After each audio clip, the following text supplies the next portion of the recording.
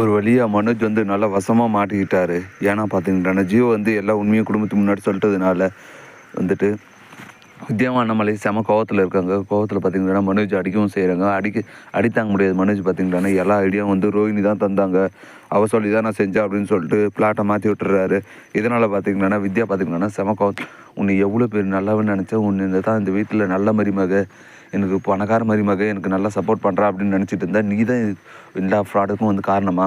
இதனால தான் மனோஜ் இவ்வளோ கெட்டு போயிட்டான், எதுக்காக இப்படி போய் சொன்னு சொல்லி நல்லா அடி நடிக்கிறாங்க. அந்த டைம் பார்த்தீங்கன்னா நீங்கள் எதுவுமே பண்ணலையா ஆண்டி, உங்களால் தான் மனோஜ் வந்து ரொம்ப நாளாக சும்மாவே இருந்தான், அதனால தான் நான் வந்து இந்த ஐடியாவை கொடுத்து இப்படி ஷோரூம் ஓப்பன் பண்ண வச்சேன், அதனால ஒரு மனோஜ் முன்னேற்றம் நான் நினச்சேன் அப்படின்னு சொல்கிறேன். இதை கேட்ட வித்யா பார்த்தீங்களா, ஆனால் அப்போ வந்து நான் அம்மாவாக எதுவுமே செய்யலையா, அவனுக்கு எந்த ஹெல்ப்புமே பண்ணலையா அப்படின்னு சொல்ல, ஆமாம் ஆண்டி நீங்கள் எதுவுமே பண்ணல, அதனால தான் மனோஜ் வந்து இத்தனை நாளாக சும்மாவே இருந்தார், அதனால தான் நான் இப்படி போய் சொல்லி கடை ஆரம்பித்தோம் அப்படின்னு சொல்ல. இதை கேட்ட வித்யா பார்த்தீங்கன்னா, அப்போ நான் அம்மாவை ஒன்றுமே பண்ணலையா, இத்தனை நாளும் நான் அந்த பணத்தை வந்து எங்கிட்ட கொடுத்துருந்தா சொல்லியிருந்தா நானே ஓப்பன் பண்ணி கொடுத்துப்பேன் பெருமையாக. இதை ஏன் நீங்கள் ஃப்ராடுத்தனம் பண்ணி எங்களை ஏமாற்றி ஓரமிச்சிங்க, இதில் வேறு உங்கள் அப்பா வேறு அனுப்பிச்சு ஏதாவது சொல்லி அவங்க ஏமாற்றிருங்க, ஏன் இப்போ ஃபோன் பண்ணி உங்கள் அப்பா அனுப்பிட்டோம் காசு, அந்த காரணத்தை வந்து உங்கள் அப்பா அனுப்பிட்டோம் அப்படின்னு சொல்ல.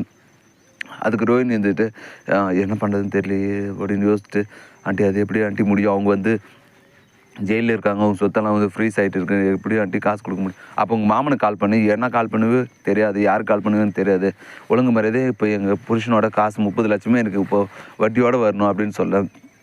அதை கேட்ட மனோஜ் பார்த்தீங்கன்னா, அது எப்படிப்பா கொடுக்க முடியும் அப்படின்னு சொல்ல. திருப்பி பார்த்தீங்கன்னா வித்யா பார்த்தீங்கன்னா மனோஜ் அடிக்கிறார், ஏன்டா அந்த புத்தி வந்து ஏமாத்தும் போது இல்லையா, இப்போ தான் உனக்கு தெரியுதா அப்படின்னு சொல்ல. சரி விடு ஏதோ பண்ணிட்டான் அப்படின்னு சொல்ல, இருந்தாலும் கேட்காம போட்டு அடி அடின்னு அடிக்க அண்ணாமலை வந்து தடுக்கிறாரு.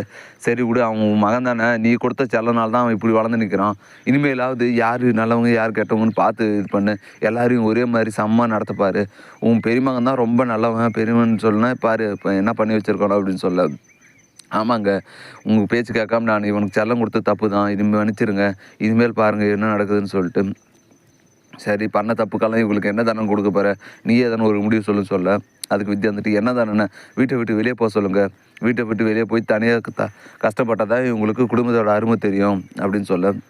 அது எப்படிம்மா வெளியே போக முடியும், நான் வெளியே போய் என்னம்மா பண்ணுவேன், ரோட்டில் தான்மா நிற்கணும் அப்படின்னு சொல்ல. எங்கேனா போய் நில்றான், காசை ஏமாற்றிட்டு போனதில்ல, அப்போ தெரியலையே உனக்கு இதெல்லாம், இப்போ மட்டும்தான் வந்து இந்த அம்மா தெர்றாள் அப்படின்னு சொல்ல. என்ன மன்னிச்சிருமான்னு காலில் விழுறாரு. இருந்தாலுமே வந்துட்டு வித்யா மன்னிக்கிற மாதிரி இல்லை. இப்படி இவங்க 2 பேருக்குள்ளே சண்டை போயிட்டு இருக்க. ரோஹிணி வந்துட்டு ஐயோ மனேஜே மாட்டிக்கிட்டானே, நாம் என்றைக்கு மாட்ட போகிறோன்னு தெரியல, நாமளும் இந்த சான்ஸை பயன்படுத்தி எல்லாம் உண்மையை சொல்லிடலாமா அப்படின்னு யோசிச்சுட்டு இருக்கு. இன்னொரு பக்கம் பார்த்துட்டிங்களாண்ணா, சொன்னால் கோவமாக நம்மளை நிரந்தரமாகவே வீட்டை விட்டு அனுப்பிச்சிருவாங்க, இல்லைனா மனோஜ்கிட்டேருந்து பிரித்து அனுப்பிச்சிருவாங்க, வேணாம் அப்படின்னு சொல்லிட்டு இன்னொரு மனுஷன் சொல்ல. என்ன பண்ணுறதுன்னு தெரியாமல் ரோஹிணி பார்த்திங்கன்னா ஒரே குழப்பத்தில் நின்றுட்டு இருக்காங்க. இப்படி தான் வரப்போகிற எபிசோடு வந்து போக போகுது. அடுத்து என்னென்னலாம் இன்ட்ரெஸ்டிங்காக நடக்க போகுதுன்றதை நான் இன்னொரு வீடியோவில் அப்டேட் பண்ணுறேன். மேலும் இது போன்ற வீடியோக்களை தொடர்ந்து பார்க்க மறக்காமல் நம்ம சேனலை சப்ஸ்கிரைப் பண்ணிட்டு கூடவே பெல் பட்டனை அழுத்துங்க. அப்போ தான் நான் பண்ணுற ஒரு வீடியோ உங்களுக்கு நோட்டிஃபிகேஷன் வரும். தேங்க்யூ.